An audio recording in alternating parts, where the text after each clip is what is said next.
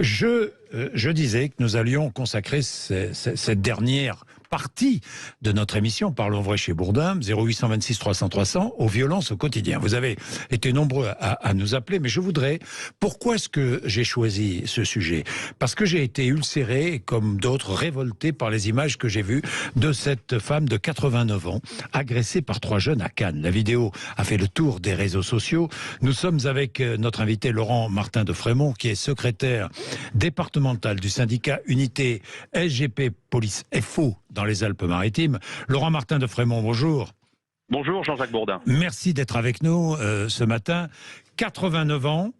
89 ans.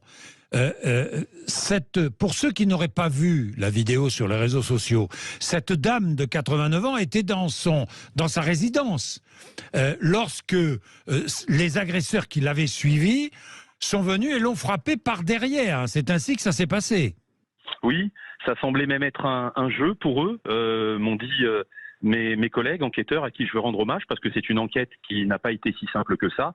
Celui qui a frappé s'est rendu au commissariat, s'est présenté au commissariat de Cannes, mais il a fallu aller chercher ces 2 complices, ces 2 petites frappes, parce que ça s'appelle comme ça. Quand on a 14 ans et qu'on s'en prend à une dame, une femme, une mamie de 89 ans, quand on s'en prend comme ça par derrière, d'abord c'est odieux, c'est insupportable, les images vous les avez vues, elles sont insupportables, c'est odieux, mais c'est d'une lâcheté inouïe. C'est d'une lâcheté inouïe. Et la question qu'on ne se pose plus, nous, Jean-Jacques, ça fait des années qu'on tire cette sonnette d'alarme et qu'on parle de la délinquance des mineurs. Et on n'est pas étonné, on est évidemment, nous aussi policiers, extrêmement choqués, on est en colère, mais nous sommes les thermomètres ou le thermomètre de la société. J'ai envie de vous dire que les policiers, précisément parce qu'ils interviennent dans différentes évidemment missions de police, ce sont ceux qui voient avant tout le monde. Et nous disons déjà depuis 20 ans que la délinquance des mineurs est prégnante dans notre pays. La grande difficulté, c'est que non seulement elle est prégnante, mais c'est une violence qui devient de plus en plus dure, de plus en plus insupportable. Mais Laurent Martin de Frémont, ces délinquants, ces suspects ont quel âge? 14 ans, 15 ans? Alors, effectivement, il s'agit de trois individus âgés de 14 et 15 ans.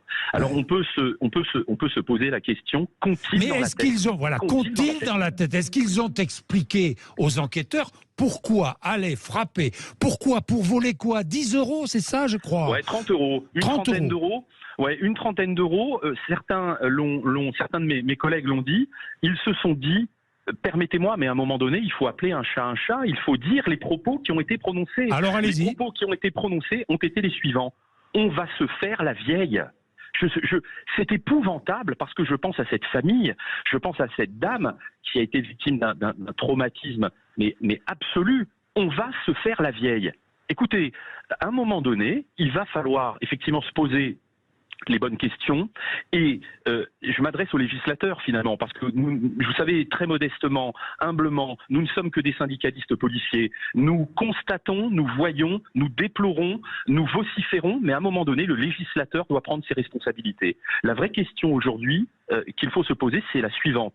Que fait-on aujourd'hui de ces mineurs qui se livrent à des exactions aussi immondes, aussi odieuses? Eh bien, je vais vous dire quelque chose. Aujourd'hui, permettez-nous, nous policiers, de le dire, nous avons envie de penser aux victimes. C'est insupportable d'avoir encore à se poser la question je l'entendais encore, on nous parle d'excuses de minorité. On nous dit, je l'entends, il n'y a pas de sujet là-dessus, on nous dit que la prison doit rester l'exception. Ok, d'accord, mais que fait-on de ces individus? Je vous le dis tout de go, il faut les écarter à un moment donné de la société, ils sont dangereux, alors qu'on puisse avoir une deuxième chance, ma foi, nous ne sommes que des humains, mais il faut préserver absolument notre société de ces gestes-là. Les centres éducatifs fermés, Éric Ciotti, je l'écoutais hier, Éric Ciotti ne dit pas que des bêtises. De notre point de vue, aujourd'hui, c'est une façon de les écarter de la société. Ils n'ont plus de repères, ils n'ont pas de valeur. Ils n'ont pas été éduqués par leurs parents, mais il faut leur mettre du plomb dans la cervelle à ces jeunes à un moment donné. Il faut leur apprendre à obéir. Il faut leur apprendre à répondre positivement, à être agréable, à accepter, à respecter son instituteur, à respecter les policiers, à respecter les pompiers que l'on caillasse également, à qui je pense ce matin, à respecter les médecins qui interviennent dans des cités qui eux aussi se font caillasser. Bien. Il faut prendre des mesures. Eh ben, merci beaucoup, Laurent Martin de Frémont, d'avoir été avec nous. Et je ne désespère pas, croyez-moi, d'avoir à ce micro, de recevoir le ministre de l'Intérieur, Gérald Darmanin, parce que j'ai envie d'organiser, et je le dis publiquement, je vais le faire, je vais essayer de le faire, mais on va y arriver. J'ai envie d'organiser une rencontre entre les élus importants, les ministres, et vous, les auditeurs. Je l'avais fait précédemment, mais je vais le refaire ici. C'est pas compliqué, c'est-à-dire que je mets l'homme politique, le responsable politique à ma place, et il répond à vos questions et il dialogue avec vous pendant 1 heure. Je pense que c'est salutaire. Je pense que ça permet aux responsables politiques d'être confrontés à la réalité des terrains, parce que vous la connaissez, la réalité des terrains. Donc, nous allons organiser ça. Ne vous inquiétez pas, j'y travaille. Nous allons organiser ça et nous allons arriver à nos fins. Quand on veut, on y arrive. Il est 12h17. Dans un instant, je continue sur ces violences au quotidien avec un nouveau témoignage et puis vos témoignages aussi. Julien, par exemple, qui est dans l'Essonne et qui va s'exprimer dans 2 minutes. 12h17. Sud Radio Parlons Vrai chez Bourdin, 10h30, 12h30, Jean-Jacques Bourdin. La violence au quotidien, il est 12h20, ça passe vite. Alors témoignage tout de suite, William Pelletier, qui est maire de la commune de Châteauneuf-sur-Cher. William Pelletier, bonjour. Bonjour, monsieur Bourdin. Merci d'être avec nous. 1500 habitants, c'est bien cela, au dernier recensement? C'est cela. Bon, William Pelletier, que vous est-il arrivé il y a 2 jours? Mais écoutez, il y a 2 jours, je me suis fait agresser place de la mairie. En sortant de la mairie à 17h30, je me rends à mon véhicule qui était stationné. Donc je mets le contact et je baisse ma vitre puisqu'il faisait très chaud. Et à ce moment-là, je vois quelqu'un à côté de moi qui me regarde et qui me dit « tu me reconnais » et qui me tabasse. Voilà. J'ai pas le temps de dire ouf, les lunettes volent, ça saigne un peu partout, et puis il se sauve. Et puis bon, voilà, je descends de mon véhicule, je retourne voir mes secrétaires pour leur dire d'appeler la gendarmerie, et voilà. Ce monsieur, dont je le connais, sans Quel âge? 19 ans. Vous le connaissez d'où? Alors je le connais comme cela, c'est un habitant de la commune avec qui, alors ce qui est vrai, c'est que j'avais eu avec une petite altercation avec lui le jour des élections législatives, le 21 juin, puisqu'ils étaient un petit groupe de 4-5 jeunes en train de faire, comme on dit vulgairement, le bazar sur le camping. Et la gérante du camping nous appelle en disant « écoutez, moi je reçois des insultes et je peux pas, venez voir ce qui se passe ». Donc j'y vais avec mon adjoint et là, il y en a 3 ou 4 qui se sauvent, lui il reste. Et je le sermonne en lui disant que c'est pas sérieux, il faut arrêter de faire le bazar, quoi, et tout. Et là, il y a des ordures qui traînent sur le camping, je le prends par le bras, et je lui dis maintenant tu me ramasses tout ça. Et là, il se retourne, il se sort, il dit ouais, tu m'as frappé, de toute façon je te ferai la peau, je te tue, et le voilà parti.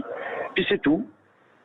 Donc vous l'aviez un peu oublié, quoi, William Pelletier. Écoutez, oui, bien sûr que oui, parce que ça c'est pas... Oui. Voilà, on est aussi ici pour essayer de mettre, pas de l'ordre, mais mettre un peu de sérieux dans notre collectivité. Donc j'avais oublié tout ça. Ça fait 27 ans que je suis maire de ma commune. Je n'ai jamais eu de problème avec mes habitants, bien au contraire. Vous savez, j'étais infirmier libéral. Je connais tout le monde, j'ai soigné tout le monde pendant des années. J'ai jamais eu de soucis. Et là, c'est de la folie. Je pense que depuis quelques années, on tombe dans un monde Vous le sentez, William Pelletier, vous sentez la montée de cette violence au quotidien, de ces agressions, finalement des agressions totalement gratuites. En fait, il vous en voulait, il vous a attendu, il est venu vous frapper. Voilà, tout ça, c'est ça. Il n'y a pas d'autre... C'est tout. Oui, c'est tout. Voilà. Je ne peux pas vous dire autre chose. Alors il a été arrêté, bien sûr. Il a été arrêté, oui, dans la demi-heure qui a suivi, parce que je remercie fortement d'ailleurs nos gendarmes et nos pompiers qui sont intervenus dans le quart d'heure qui a suivi pour venir me secourir et puis me soigner. Enfin bon. Et il a été arrêté, il est jugé cet après-midi au tribunal correctionnel de Bourges. Quelle réflexion faites-vous aujourd'hui, William Pelletier? Eh bien, je me dis que, vous savez, je connais quand même l'être humain, la population, les gens. Je pense qu'on soit, on n'a pas, enfin, je pense pas, on n'a pas le droit de taper sur les gens comme ça, que vous soyez maire ou pas, c'est gratuit et je vois pas l'intérêt. On peut s'expliquer, on peut. Mais non, aujourd'hui, c'est pas ça. Il y a une intolérance, il y a une agressivité, un rejet de tout. Ça devient difficile. Merci pour votre témoignage, William Pelletier. Merci vraiment. Merci William Pelletier, maire de Châteauneuf-sur-Cher. Julien, vous êtes dans l'Essonne, policier, 28 ans. Julien, bonjour. Julien, vous êtes là? Julien? Bien, nous n'avons pas de Julien. Nicolas peut-être est là. Nicolas? Pas de Nicolas non plus. Bon, petit problème technique. Julien et Nicolas qui doivent intervenir, qui doivent réagir, qui ont voulu réagir. D'ailleurs, vous continuez, 0826 300 300. Ah, j'entends quelqu'un. Oui, allô, oui, qui est là? Bonjour, c'est Nicolas. Ah, Nicolas. Je suis ravi de vous avoir au téléphone. Moi aussi. Parce que ce matin, je vous écoute tous les jours. Je suis forestier, donc je mets mon casque et puis en forêt, j'écoute votre radio. Mais c'est bien, vous écoutez Sud Radio depuis longtemps, Nicolas? Ah oui, tous les jours. Bon, génial. Et donc, je me suis dit qu'il fallait que je témoigne de ce que j'ai pu vivre. Allez-y. Tout simplement, je suis allé à la terrasse d'un café, tranquillement, avec des clients. On sortait du confinement, je crois que c'était la première journée où les terrasses de café réouvraient. Et ça touche tout à fait l'actualité. On voit une voiture de grosse cylindrée en train de faire, si j'ai la voix un peu tremblante, ne m'en voulez pas parce que je revis ça, en train de faire des drifts, mais des drifts, c'est un café d'angle, donc franchement, l'avant de la voiture était le nez carrément sur la terrasse. Et à plusieurs reprises, à un moment, ce jeune homme s'arrête au feu rouge qui touche la terrasse, et tout simplement, je m'approche de la voiture pour lui dire qu'il mettait les gens en danger, mais il m'a même pas écouté une seule seconde, il a remonté les vitres de sa voiture, il a démarré, moi je me réinstalle avec mes clients, et 10 minutes après, je vois arriver deux jeunes que j'ai pas pu identifier, que j'ai pas reconnu, a priori il y avait le conducteur. Je prends une droite dans la mâchoire, une autre dans la tempe, je suis au sol, des coups de pied fusent de partout, donc je finis avec une mâchoire décalée, des hématomes à la tête, une trachéomalastie sévère, pneumothorax, enfoncement de la cage thoracique et fracture des côtes. Est-ce qu'ils ont été arrêtés? Est-ce qu'ils ont été arrêtés? Pas du tout. Et c'est là que plus rien. Et je rejoins tout à fait le témoignage de ce matin. On était outrés que le maire de Cannes ait pu dire que si ça avait été sa mère, il aurait réglé ça. Enfin, je sais plus l'expression. Et on dit c'est un homme politique. Comment peut-il parler comme ça? Moi, je pense qu'il a une certaine sensibilité, une certaine conscience des choses.